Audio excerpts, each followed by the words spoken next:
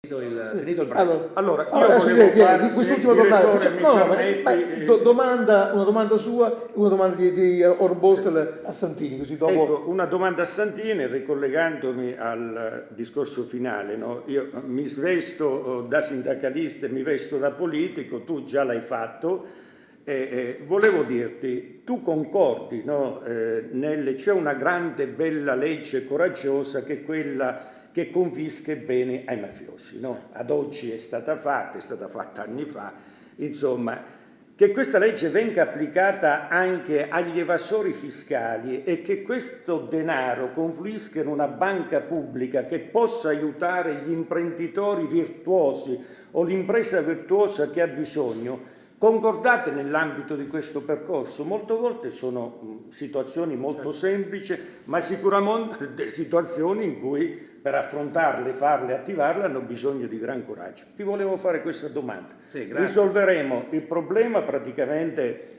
di tutto ciò che il sommerso, che tu ben sai sono 400 miliardi di euro, un quarto del debito nostro pubblico. Aiuteremo le imprese virtuose, ma al 2%.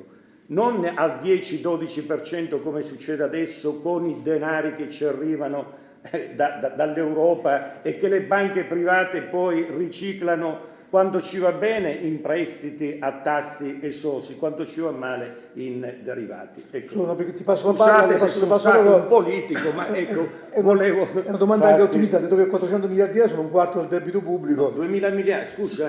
È un quinto, perché hai fatto un uno sconto di 400 miliardi, no, hai ragione, avrò già risolto un po' di problemi. Prego. Va bene, insomma. Poi questo sommerso che è 400 miliardi, si sa quant'è allora questo sommerso? Ma sì, ci dicono che sì, così, siamo lì, quello che si dice. Prego. Io penso che siano due ragionamenti che hanno anche dei punti in cui si incontrano, ma hanno una radice in parte anche diversa. Allora, la prima domanda riguarda l'evasione fiscale, la risposta è sì. Cioè noi dobbiamo creare il più rapidamente possibile gli strumenti, poi si possono vedere se sono esattamente la confisca o altre modalità, insomma si tratta di capire tecnicamente questo, ma la scelta politica deve essere molto chiara. Tutto quello che si origina attraverso forme di evasione fiscale, ma io dico anche di più, appunto, di norme legate alla corruzione, di norme legate al riciclaggio, cioè tutto quello che è illegalità economica, evasione, elusione, forme di corruzione e di riciclaggio deve essere fortemente colpito sul piano fiscale e della legalità, e quello che si recupera deve essere rapidamente riversato verso due direzioni: il sostegno della riduzione dell'imposizione fiscale generale e il sostegno proprio a quelle politiche di sviluppo, per esempio gli investimenti, per esempio il sostegno alle imprese e al lavoro.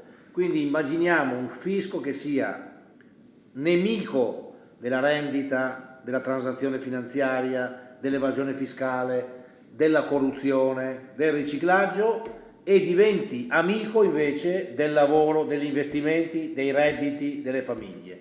Questo è il percorso. Tecnicamente come farlo? Naturalmente sappiamo che non è semplice. In Italia abbiamo un fenomeno molto strano, no? Che abbiamo un fisco gestito soprattutto poggiato sulle spalle dei redditi più bassi, di lavoratori e pensionati, e si lamentano invece i ricchi, no? Del peso fiscale, quindi una cosa paradossale. Quindi dobbiamo cambiare cultura, cambiare strumenti. Io dico anche guardare alle migliori esperienze europee, perché se in Europa abbiamo la Germania, la Francia, l'Inghilterra, poi abbiamo anche gli Stati Uniti, in cui il fisco funziona con regole anche molto, diciamo così, neutre, che colpiscono in modo progressivo le vere ricchezze, le vere realtà, impariamo anche da loro, però questa battaglia va vinta. Il tema del sommerso è un tema che ha delle implicazioni, purtroppo origina anche da questo, ma ha anche poi tutta una componente, soprattutto territoriale, come sappiamo, nel nostro paese, anche se non è più solo un fenomeno del sud, è un fenomeno che si è diffuso anche a centro-nord,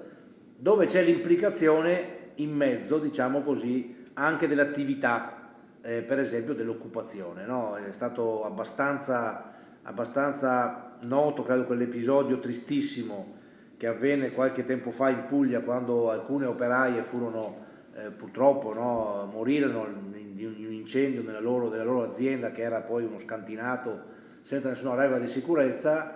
Però per chi ha partecipato a quell'episodio ricorda, io ci sono stato, ricordo il fatto che tutto sommato, nonostante una tragedia così grande, una tragedia così forte, la paura che questa determinasse poi, che veniva meno la possibilità di avere, se non altro, almeno quel lavoro, no, se non c'è altro quel lavoro, era stata vista proprio in quel paese come no, una tragedia nella tragedia, quindi il lutto per le persone morte, ma anche la paura che quella, diciamo, tragedia impedisse anche quel poco di lavoro sommerso. Questo rimanda al tema del lavoro, dicevamo prima, cioè noi dobbiamo fare una battaglia in cui allora la componente di legalità che riguarda il sommerso venga affiancata anche dal fatto che ci sia una possibilità che il lavoro emerga. Per esempio proprio in Puglia e anche in altre regioni nel passato abbiamo fatto molti accordi, li chiamavamo gli accordi di emersione, proprio con un patto il mondo delle imprese, il mondo del lavoro, le istituzioni locali e nazionali,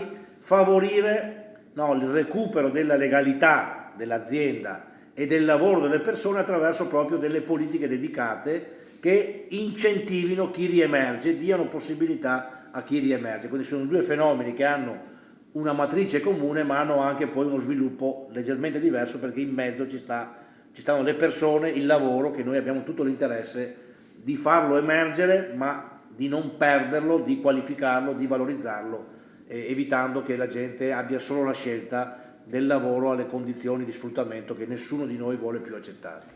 Orbosto, una domanda a lei. Sì, volentieri. Io faccio fatica a togliermi i miei panni e indossarne altri di politica, non è mia attitudine sicuramente. Capisco bene. Dal punto di vista di cittadino semplice avrei una pila grandissima di richieste e di proposte e di argomentazioni varie politiche, ma non la teglio con queste cose qui. Come imprenditore però la richiesta è una sola: aiutate la mia azienda, scusate l'opportunismo, però è importantissimo ovviamente. Questo perché siamo in grado di dare lavoro a moltissime persone, perché è un'azienda che ha ricevuto anche recentemente un ordine da Israele molto grosso, per esempio, di 3.500.000 euro. Non è una cosa così banale, ovviamente. Non serve un piacere particolare, un'attenzione particolare o qualche trucco, questo proprio no. Quello che mi serve è che si sappia quello che è successo, che sia conosciuto l'ingiustizia alla quale è stata sottoposta la mia azienda, null'altro di più. Sì, io le rispondo, Un appello, subito, e credo che, come le dicevo prima, sul piano generale, quindi a maggior ragione sul fatto specifico, in questo momento l'attenzione deve essere quella di non pregiudicare appunto attività produttive e occupazione, perché abbiamo bisogno invece di crearne di altre, e quindi per quello che sarà nelle nostre possibilità, insomma, questo appello non cade nel vuoto, cercheremo di portarlo avanti. Sicuramente sul piano dell'informazione, come mi pare è stato già fatto abbondantemente da questo giornale, e anche cercando di trovare materialmente poi delle soluzioni che, ripeto, pur nelle procedure legali che devono fare il loro corso, però sia in qualche modo preservato il valore sociale ed economico del lavoro e dell'impresa. Questo mi pare di capire che è molto difficile, visto come è andato avanti la cosa, però è un tentativo che sicuramente deve essere fatto. Coviello, la banca pubblica, scusa. Ecco, come va? La banca non pubblica. mi sono proprio i tempi per cioè, no, banca pubblica, allora io credo che la banca pubblica, il denaro, sì, ho capito, la banca pubblica, magari cominciando da Banca Italia, no? La banca pubblica è una questione molto complicata, perché vedete, per altro verso noi siamo in questo momento alle prese con una discussione che è esattamente rovesciata, no? Non voglio citare alcuni fatti, insomma, che hanno riguardato purtroppo più di una banca proprio nell'ultimo periodo, però il nodo è togliere, tra virgolette, la politica dalla gestione delle banche. Se noi la facciamo rientrare per la parte, perché poi la politica non sono mai i partiti, sono le istituzioni, ma le istituzioni sono fatte di partiti, no?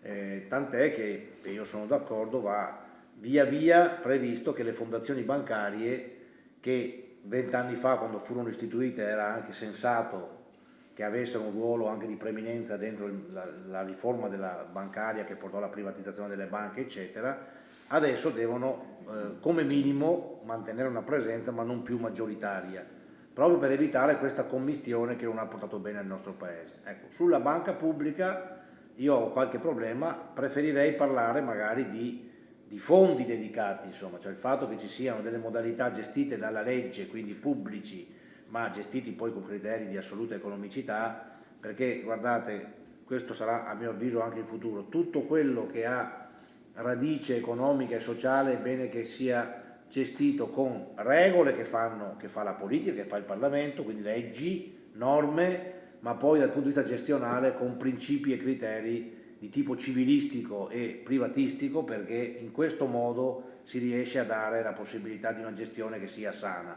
Quindi la regolazione è pubblica, la gestione è una gestione civilistica che sia affidata alle norme della buona gestione che devono valere per tutte le cose. Non pensiamo per esempio, appunto, prima parlavamo delle municipalizzate, parlavamo di tante società partecipate, di questa opacità che si è creata tra politica e gestione, che non è il mestiere della politica. La politica deve dettare le norme, i principi e la possibilità di fare buona amministrazione e buona politica.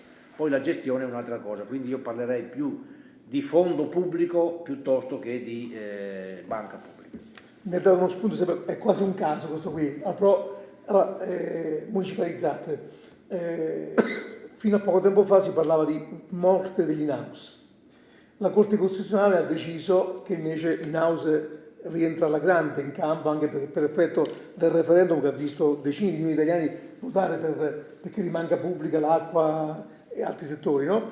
E c'è un caso qui specifico in cui in una piccola cittadina qui 9 è stato nominato presidente l'altro giorno, l'ex presidente della DIM, ma che è anche presidente di Soelia, e le cito un caso, gli diceva che si va all'in-house, non più all'aggregazione, perché l'in-house può significare un trasferimento immediato al territorio di quelle che sono risorse che il territorio può generare, senza mediazioni politiche. Ecco, nella sua zona, che è 9, anche se lei ha un respiro più grande, hanno fatto un esperimento che poi va verificato, in cui è molto bello, c'è un presidente manager e ci sono due membri del consiglio di amministrazione che sono 2 funzionari del comune.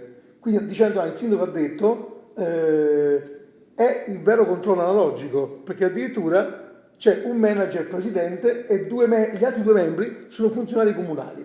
Adesso, al di là dei dettagli, sulle municipalizzate c'è l'obbligo di entrare in grossi conglomerati, perché anche lì Argenta, per esempio, Soeglia, nasce in un paesino, 20.000 abitanti, che ha creato un colosso, che rimane del paese. Ecco, astraendo un pochettino questo esempio di 9, può essere un riferimento per altre situazioni? Il problema, a mio avviso, va oltre il fatto dell'in-house oppure delle esternalizzazioni. Il problema è che il settore delle municipalizzate, insomma i servizi pubblici locali debbono organizzarsi su scala ampia e su scala, diciamo, meglio organizzata. Noi abbiamo una frammentazione frutto appunto di questa scelta, forse in origine la scelta di essere legati molto al territorio, ma poi è diventata fortemente, diciamo così, inquinata, possiamo dirlo, dalla presenza politica che ha in qualche maniera distorto anche le stesse funzioni ed è antieconomica, è contro i cittadini, è contro la valorizzazione di questi beni pubblici. Ormai i processi sono avviati, come diceva lei, bisogna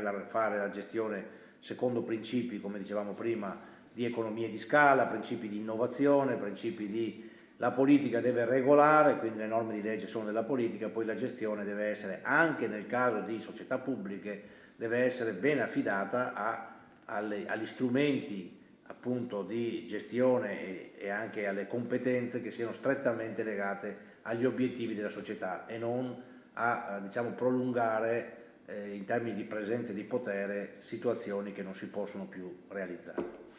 Io la ringrazio anche per questa pazienza che ha avuto a tornare. Grazie a voi e scusatemi per la volta precedente, non è dipeso da me. L'incidente è chiuso, guardiamo avanti. Assolutamente. Non si guarda mai indietro, si guarda avanti. Per me non è mai successo, se non per il fatto che ho... Se sta qui l'abbiamo dimenticato tutti. Se ho bucato un appuntamento che non era assolutamente mia intenzione. Hanno parlato di problematiche locali l'altra volta. Benissimo.